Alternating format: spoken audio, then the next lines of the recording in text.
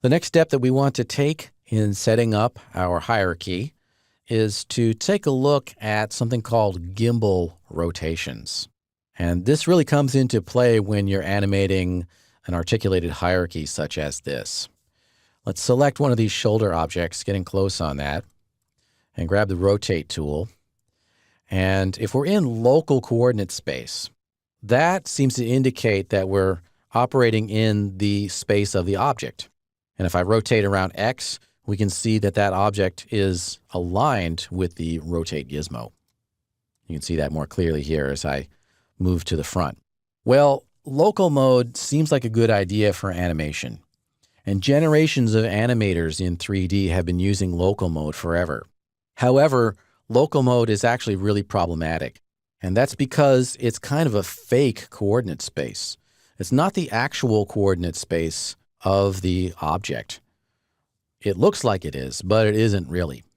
And to illustrate that, I want to open up the Transform Type In dialog. And that is a little floating window that shows us the transform values, similar to what we see down here in the Transform Type In area. But this is just going to give us a lot more control.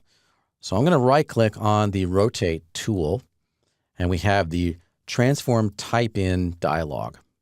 And this shows us the values in the currently selected transform coordinate space or reference coordinate space. Interestingly, if you're in local mode, and for example, you rotate in an axis, notice that although we're seeing the object rotate, we're seeing the numbers update in that heads-up display, but the Transform Type In dialog shows values of 0.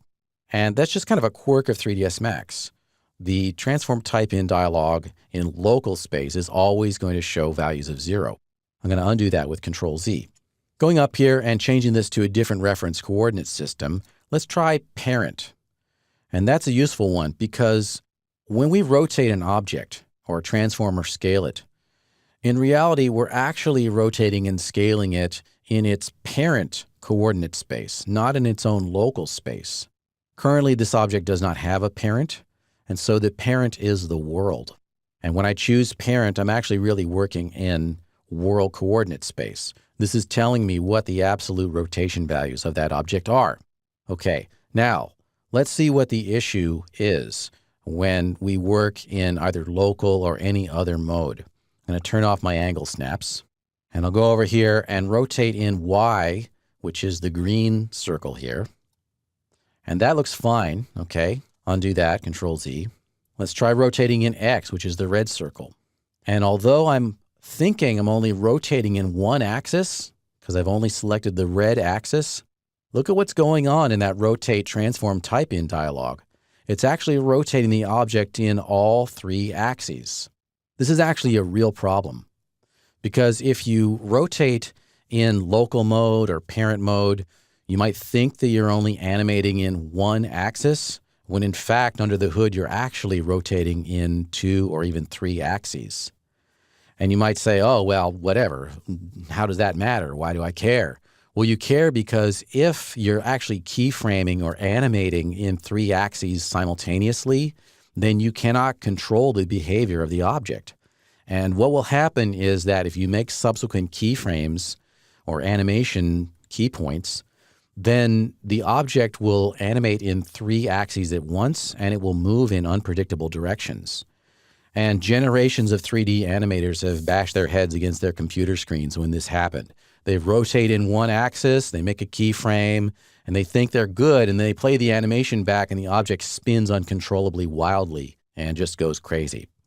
All right, so there is a solution to this, and that is that we want to make sure that we're only rotating in one axis at a time. I'll undo that rotation that I just did.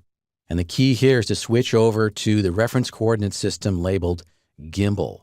And that is the magic solution to all these problems. I never use local coordinate space. I never use parent coordinate space. Whenever animating rotations, I'm always in gimbal space. And now if I rotate around the x-axis, only the x-axis updates.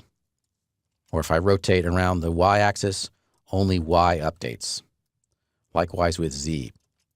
This is super important, And if you are in gimbal mode, when you do rotations, you'll actually be able to control the rotations, and you can keyframe in a single axis and not have your objects spin around in crazy directions.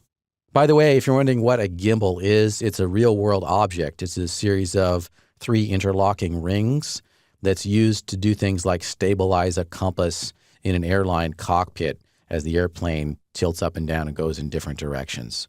So the gimbal mode here evokes the actual real gimbal in the real world because we have 3 rings here, 1 for each axis. All right, so the moral of the story here is that if you want to have predictable rotations, always use gimbal mode.